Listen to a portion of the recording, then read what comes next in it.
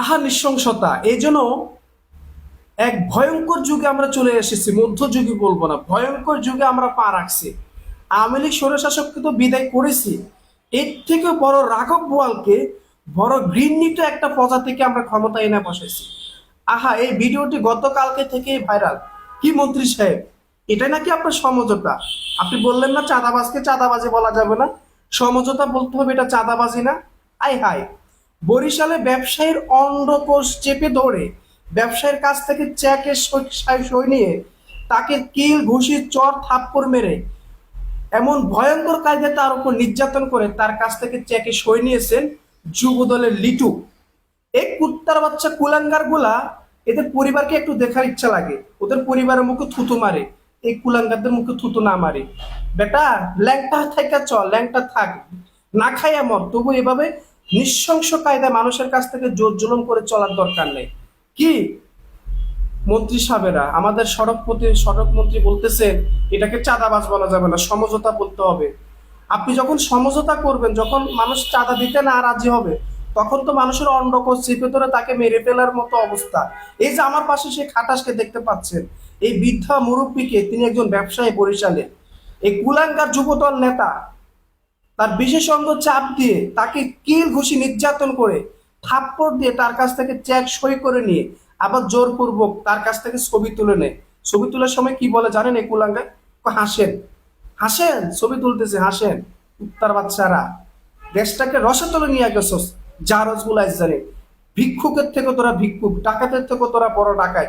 তোদের মুখে থুতু মারে গিয়া মানুষের গিয়া ঘুকা, এভাবে চাঁদাবাজে না করে। এক একটা শরীর দেখেন কত স্বাস্থ্যবান, কত শক্তিশালী, আর এরা মানুষের উপর চাঁদাবাজি করে খায়। নির্লজ্জ বেহাইয়া! তোদের চেহারার উপর মরতে দেওয়া উচিত, তোদের চেহারার উপর কুত্তা মুতা উচিত। বরিশালের যুবদল নেতার এই নৃশংসতার বিচার হবে? কখনো হবে না। আজ যদি সিসিটিভি ক্যামেরা না থাকতো, আমরা এরকম ঘটনা দেখতেই পাইতাম না। এরকম ভিডিও ফুটেজের আড়ালে কত নৃশংস ঘটনা ঘটতেছে এ ধরনের কুকুরদের দ্বারাই। গতকালকে জামাত ইসলাম গুলিস্তানে আন্দোলন করছে চাঁদাবাজদের বিরুদ্ধে, সেখানে জামাত ইসলামের উপর, লোকদের উপর অস্ত্র নিয়ে হামলা করা শুরু করছে একদল চাঁদাবাজ, একদল সন্ত্রাসী। এই কুলাঙ্গার গুলো এখন বর্তমানে ক্ষমতায় আছে, আপনি যে বাচ্চা আছেন, এটাই স্বার্থপর। আজ এর বিচার না হলে এদের মতো ব্যক্তিরাই বিএনপিকে ডুবাবে, বিএনপি অলরেডি ডুবে যাইতেছে। এদের মতো কুত্তাদের কারণে, কুকুরদের কারণে, যে তারেক রহমান যে প্রতিনিয়ত যে ভালো কাজ করার চেষ্টা করতেছে, আর এই ধরনের যারও সন্তানদের কারণে ওনার অবস্থা একেবারে ডুবে যাইতেছে। একজন বয়োজ্যেষ্ঠ মানুষকে নিজ অফিস কক্ষে শারীরিকভাবে লাঞ্ছিত করে দুই গালে ছট থাপ্পড় মারতে থাকে, অন্ডকে চেপে ধরে জোরপূর্বক চেকে স্বাক্ষর করানোর ভিডিও জনমনে গভীর ক্ষোভের জন্ম দিয়েছে। এমন দৃশ্য শুধু বিবেক বিবেক নাড়া দেয় না, আইনের শাসন ও মানবিক মূল্যবোধকে প্রশ্নের মুখে দাঁড় করায়। সেদিন দেখলাম নারায়ণগঞ্জের এক এমপির সাওয়ালকে, এমপির পোলাকে চাঁদাবাজের দায়ে গ্রেপ্তার করছে, মুসলেখা দেখে ছেড়ে দিয়েছে। চাঁদাবাজের শাস্তি মুসলেখা! তো চাঁদাবাজি করবে না তো কি করবে? যে অপরাধের শাস্তিই নাই, যে অপরাধের শাস্তি হয় মুসলেখা, তো মানুষ তো সে অপরাধ করবেই। যদি ভিডিওটি প্রকৃত ঘটনা প্রতিফলিত করে, তাহলে এর সঙ্গে জড়িত প্রত্যেকের বিরুদ্ধে দ্রুত নিরপেক্ষ দৃষ্টান্তমূলক আইনগত ব্যবস্থা নেওয়া জরুরি। কোনো রাজনৈতিক পরিচয়, পদ বা প্রভাব যেন বিচারকে বাধাগ্রস্ত না করে। আমরা কিন্তু এখন পর্যন্ত সংবাদ পাইনি নিউজে, এখন পর্যন্ত কোনো মিনিস্ট্রি মিডিয়াতে এই ভিডিওটি আমরা দেখি নাই। এখন পর্যন্ত মিনিস্ট্রি মিডিয়াতে দেখি না যে কুত্তার বাচ্চাগুলোকে গ্রেপ্তার করছে। হয়তো পারে দলীয় পরিচয়, এরা এখন গ্রেপ্তার হতে পারবে না, এদেরকে হয়তো কিছুই করবে না। একটি সভ্য রাষ্ট্র ক্ষমতার অপব্যবহার, জবরদস্তি, নির্যাতনের কোনো স্থান নেই। দেশবাসী এই ঘটনার পূর্ণাঙ্গ তদন্ত, দোষীদের আইনের সর্বোচ্চ শাস্তির প্রত্যাশা করে।